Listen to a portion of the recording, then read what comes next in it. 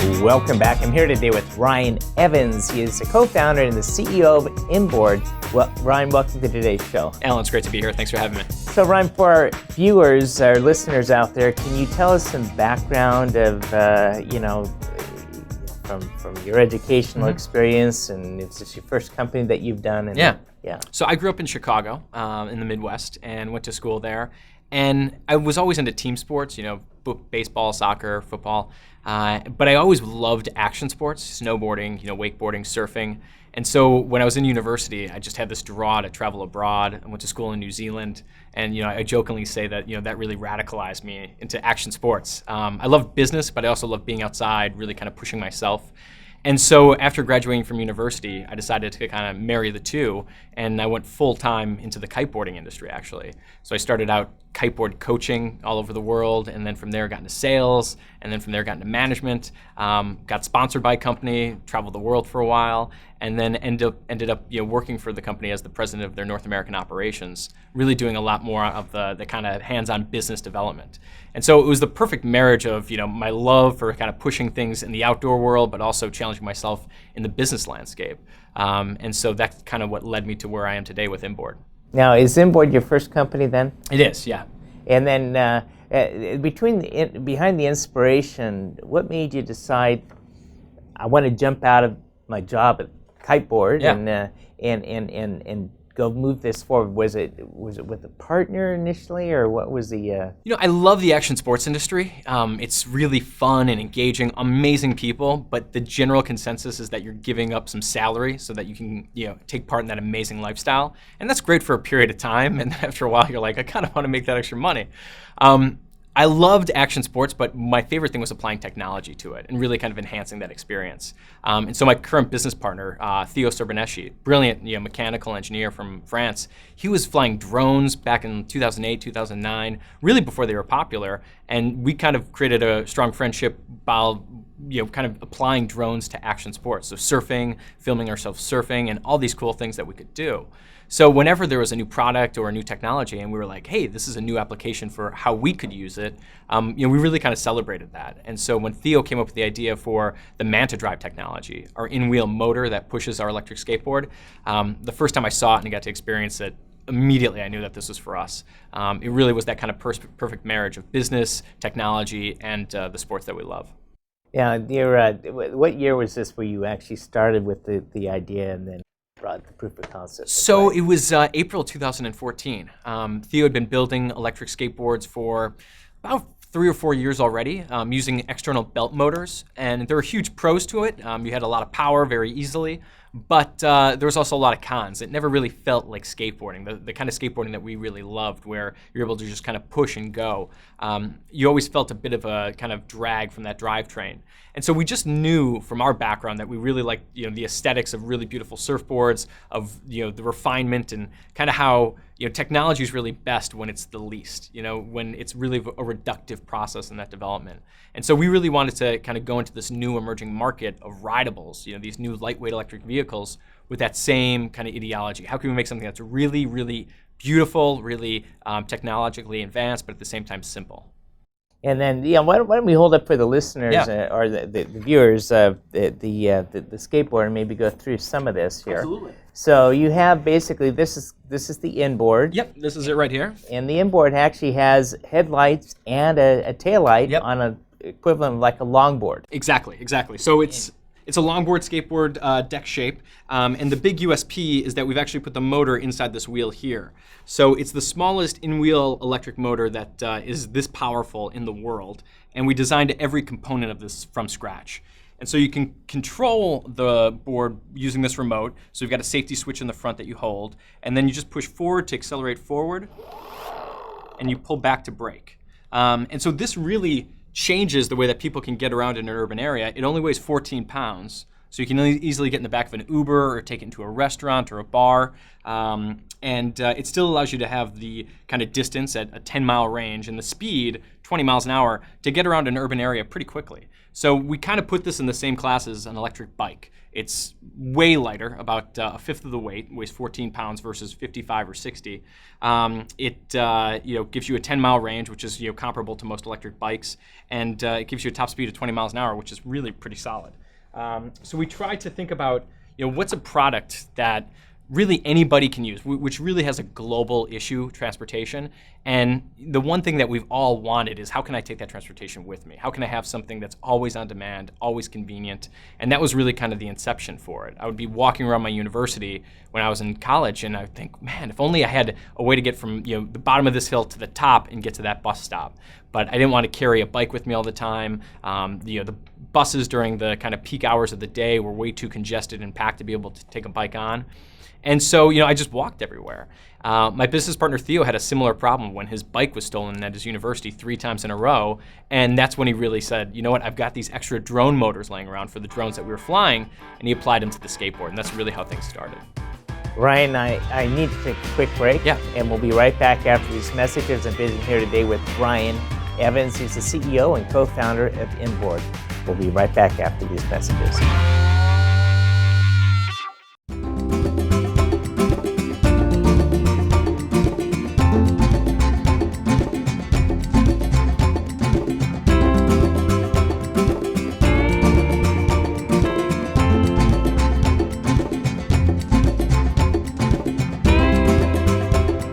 Since you can't take your wealth with you, spend time with your family.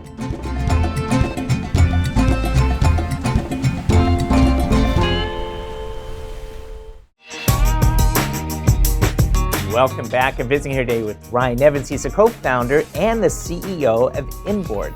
It's an inboard skate company, a longboard, motorized. And in the first segment, we talked about how you got started in on this. But you're now starting production. Mm-hmm. Yeah. How's it going? So, you go through these different phases of, kind of founding a company and as the business grows and develops. So prototyping and kind of pre-manufacturing is one, really exciting.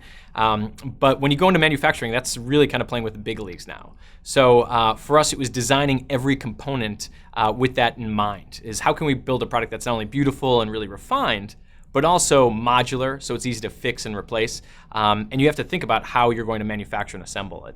So we've been working with a phenomenal contract manufacturing partner, and this allows us to focus on what we do best, which is design, engineering, marketing, and that repetitive process of consistently building a quality product. We're going to trust one of the best manufacturers in the world with it. So that gives us a lot of flexibility to focus on what we do best, which is create awesome products.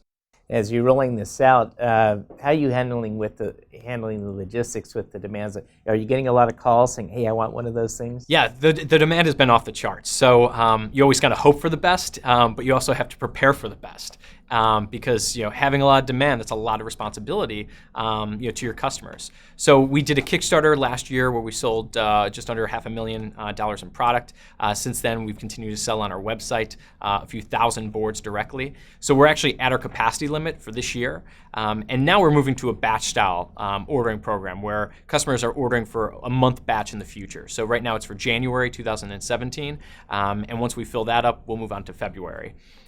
Beyond that, we're kind of unique in that we focused on building the product for global distribution. So in January, we begin fulfilling to our distributing partners internationally. So by end of January, February 2017, you'll be able to find the M1, which is our flagship board, in almost every retail store, in every major kind of action sports retail store in the world. That's a huge cost trying to launch a product internationally. Yeah. And so, what are some of the things that as an entrepreneur and business owner you walk through? Do we focus on certain markets first, or do we just go for the whole enchilada? Or yeah. What, So, we spent quite a bit of time really focusing on, kind of pioneering these new systems. So our in-wheel motor, that technology that we call Manta Drive, we developed, we're the first to have it. So that takes you a bit longer to get to market. So I think in some regards, we're kind of catching up. Had we, kind of gone with, less new technologies, we might have been able to get out sooner. But the benefit is that we've got a huge global demand, and that we really want to be able to satiate that. And kind of looking at the market, it's a global problem, transportation. We've got a global solution. And so we really feel that, one of the companies that is really kind of first to have that global presence, that global support, is really going to be the company that really probably does the best. So that's really our focus, is how can we meet the demands of our European customers, our American customers, Southeast Asia, and even South America. The demand's been really, really high. But that puts a lot of responsibility on us to do it right, and to make sure that we're very thoughtful and methodical about the way that we do it. And the great thing is we've got an amazing team. Our chief of operations has worked with some of these big contract manufacturers before. I've got a really extensive background in sales and distribution. So it's kind of making sure that you've got the right partners and then doing everything kind of together. When you're looking at the customer base, who's the target for on the Inboard? So I think, the interesting thing right now is it's a skateboard. And so people kind of automatically assume, it's for maybe 18 to mid 30-year-olds. It's a higher price point, so people who maybe are business professionals. And while that's definitely part of our demographic, it actually skews a lot higher as well. Right now our main demographic is 35 to 55.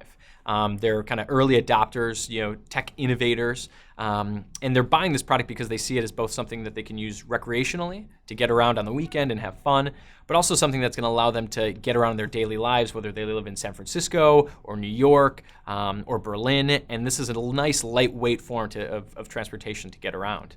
So as we kind of continue to develop the product, we're going to see price deflation. So, $9.99 product, and in a few years, probably $6.99 price points. And that's when you open up the college and kind of the high school kids. But even more than that, Alan, we really look at this as kind of like a base set of features. You've got a motor, a battery, and electronics. And as you put those into different form factors, things with handles, things with seats, you could put it into a wheelchair, or you could put it into a child product. All of a sudden, your demographic becomes pretty much everybody in the world. And that's where we really kind of see this going. And when we think about the market and the development of these products, it's really about how people get around, not how a certain category gets around. I'm visiting here today with Ryan Evans, and he's the co-founder and the CEO of Inboard, and we've been talking about his new product, the M1. It's an inline skateboard, and Ryan, I need to take a quick break, and we'll be right back after these messages. I love fishing, with my family. I think it would be easier to use a net. It was so much fun. The times when we are together, it makes it all the more worth it. Having Dad teach them how to cast a fly rod, and as long as we're doing stuff together, we're having fun. Some people see a father and a son fishing together, while others see a succession plan.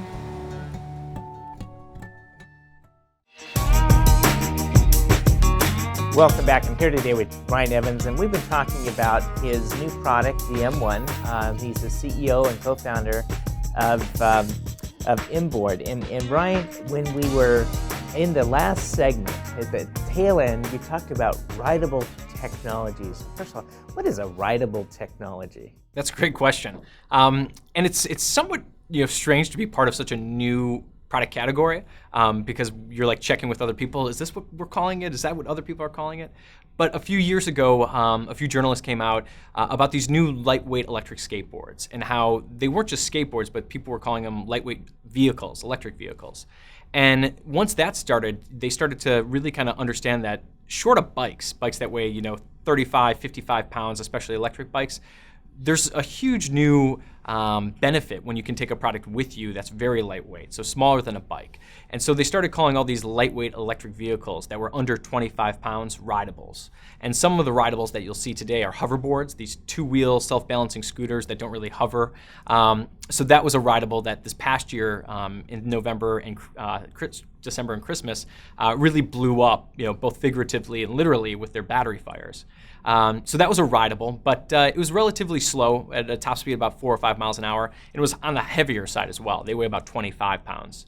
And then you've got other rideables like scooters, electric scooters that have a motor inside their wheel or a belt drive. They've got a handle, so for some people they're a little bit easier to use. And then you've got electric skateboards and a whole bunch of new form factors as well. One wheels with a big center wheel where if you lean forward they accelerate. Uni-wheels that go between your feet, almost like a unicycle, but with no seat on them, you just stand and go.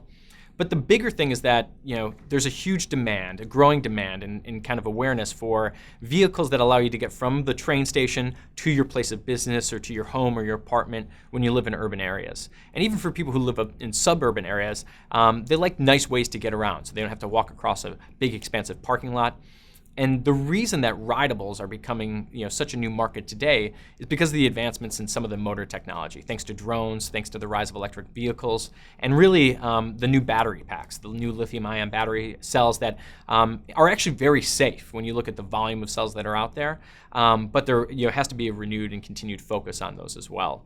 So it's an exciting category because as it continues to expand, it's really going to meet every person's needs in the world. Whether you're a child and you want to get in a rideable that you literally sit and ride on, almost like a Power Wheel that we grew up with as kids, all the way up to mobility products for the disabled or the elderly.